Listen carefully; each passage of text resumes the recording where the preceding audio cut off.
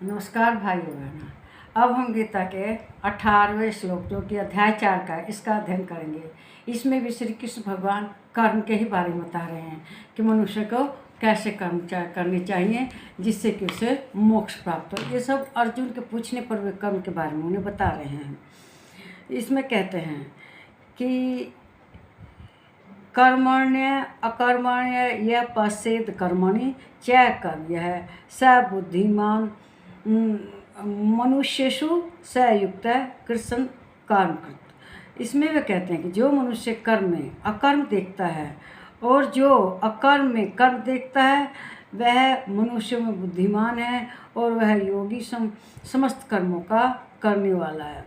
इसमें भी कर्म के ही बारे में बताते हैं कि जो मनुष्य कर्म में ही अकर्म देखता है, मतलब कर्म हो रहा है लेकिन अकर्म देखता है, और जो मनुष्य अकर्म में कर्म देखता, काम न करने में कर्म हो रहा है, वह मनुष्य बुद्धिमान है, योगी है, समस्त कर्मों को करने वाला है।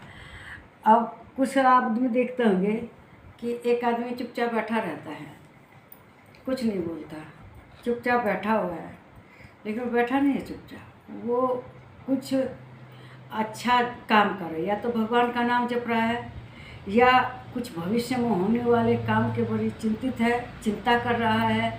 खाली नहीं है वो, तब भी कर्म में लगा हुआ है। वो कुछ सोचता है, योजना बनाता है, प्लानिंग करता है, चाहे तपस्या करता है, मंत्र का जाप करता है, भगवान का मनन करता है, उसके अकर्म में भी कर्म है। आदमी देखते होंगे बहुत से जाकर, देखिए आप वासिन में जंगल में बहुत से लोग बैठे हुए थे पेड़ के नीचे, और जो बालक ध्रुव थे चले गए थे वन में तपस्या करने। उन्हें नारद जी ने बताया था कि भगवान का नाम का जप करो, ओम नमो भगवते वासुदेवाय नमः। तो वह उसको करता था, एक पैर पर खड़ा होकर तपस्या करता था। आदमी सोचता था वो कुछ नहीं कर रहा है, वह कुछ नहीं करता, न बोलता, न चलता, न खेलता, न कूदता, लेकिन वो तब भी कर्म कर रहा था। उसके अकर्म में भी कर्म था। उसने भगवान से वरदान मांग लिया, अटल स्थान मांगा, उत्तर दिशा में उनका अटल स्थान रहता है। तो इस तरह से मनुष्य अकर्म में भी कर्म रहता है। और कुछ लोग कर्म करते हुए भी अकर्मी हो जाते हैं, निकम्मे हो जाते हैं। कैसे? वो लोग सकाम करते हैं, मतलब उनका ये लालच रहता है कि मैं यह करूँगा तो मेरा यह काम बन जाएगा। कुछ लोग पूजा पाठ तपस्या भी करते हैं, तो वे इस लोभ में कि ऐसा करने से मेरी ये कार्य सिद्ध हो जाएगा, तो ये सकाम हो गया। तो इसका रिजल्ट क्या निकलता है? उसका रिजल्ट अच्छा नहीं निकलता। जो भगवान में उनके चरणों में भक्ति रखता है वो भी निष्काम होकर वह कर्म है, और जो उसका फल चाहने लगता है तो उसे अकर्म की गति मिलती है, उसे अच्छी गति नहीं मिलती। तो असली आदमी वही है जो किसी लालच के कामना के कोई काम करे। अगर बिना लालच कामना से, कर्म फल की कामना से कर्म करता है तो वह उसका भगवान की समझ में असली काम है। और जो अपने कर्म फल की चिंता में, लोभ में, लालच में पूजा करे, पाठ करे, कुछ भी करे, तो वह उसका कर्म नहीं होता, उसकी मुक्ति नहीं होती। जो आदमी संतों की उपस्थिति में, भगवान के भक्तों की उपस्थिति में रहकर कर्म करे, मतलब उपस्थिति में रह करे चाहे ना करे, तो भी वह कर्म कहलाता है। क्यों? वह सत्संग चल रहा है, उसमें भगवान की चर्चा हो रही, तो असली कर्म वह है जिसमें उसे कोई कामना नहीं है, बस भक्तों के बीच में बैठा है, संतों के बीच में बैठा है। अब वो अकर्म होते हुए भी कर्म है। अब जैसे मान लीजिए कोई कंपनी है, उसका ऑफिस है, उस ऑफिस में बॉस नहीं आया बाय चांस, तो सब जो कर्मचारी लोग हैं वो काम मन लगा के नहीं करते। उन्हें पता है कोई पानी के लिए कोई इधर उधर घूम रहा है, टहल रहा है, उसके टेबल पर जाके उससे बात कर रहे हैं, तो इस तरह का वातावरण हो जाता है। अब जब उनका बॉस आके वहाँ बैठ जाता है जो उनका साक्षी है काम करने के, तो क्या करते हैं, बड़ी तन्मयता से काम करते हैं, अपनी जगह से हिलते नहीं हैं।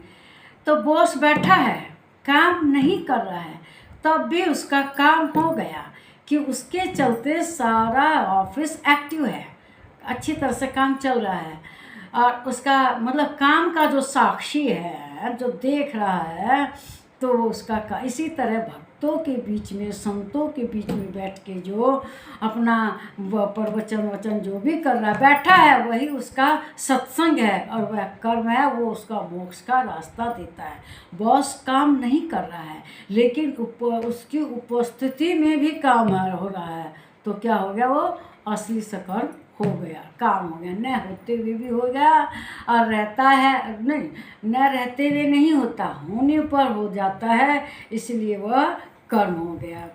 तो इसलिए काम न होते हुए भी काम हो गया, इसी में उन्होंने बताया। अब जैसे जो श्रेष्ठ लोग हैं, वो अपनी आत्मा से जुड़कर काम करते हैं, आत्मा उन्हें हमेशा अच्छे राह पर ले जाती है, तो वे यज्ञ जैसा काम करते हैं, उनके कर्म परोपकार के, जन कल्याण के हो जाते हैं, तो वह यज्ञ हो जाता है, जिससे भगवान प्रसन्न होता है और वे मोक्ष धाम को प्राप्त हो जाते हैं। आत्मा से जुड़ के करते हैं काम, लालच में नहीं, लोभ लालच में नहीं।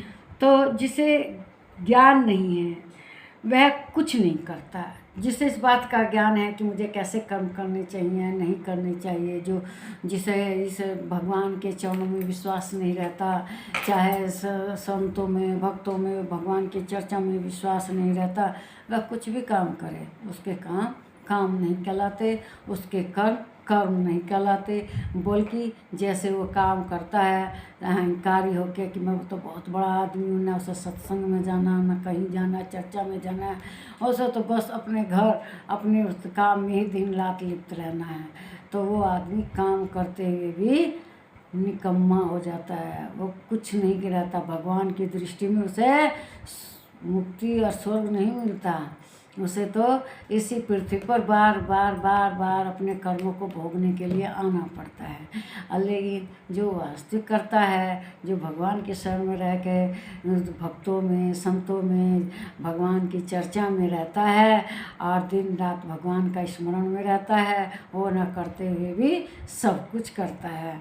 वो भले ही ना दिन भर काम करे, लेकिन भगवान की चर्चा कर रहा है ना, भगवान को ध्यान में रख के कोई काम करता है, भगवान वो हर काम के पहले सोचता है कि कहीं मुझे इससे पाप नहीं ना लगेगा, कहीं ये गलत काम नहीं, क्योंकि इस पाप का भोग एक जन्म में थोड़ा भोगना है, कब कहाँ कितने जन्मों में किस तरह से भोग रहा है। और वैसे तो यह पृथ्वी ही स्वर्ग नरक उसको दिखा देती है, क्यों, उसके अपने आचरण के कारण दुश्मन हो जाते हैं समाज में, और वह यहीं पर नरक भोगने लगता है।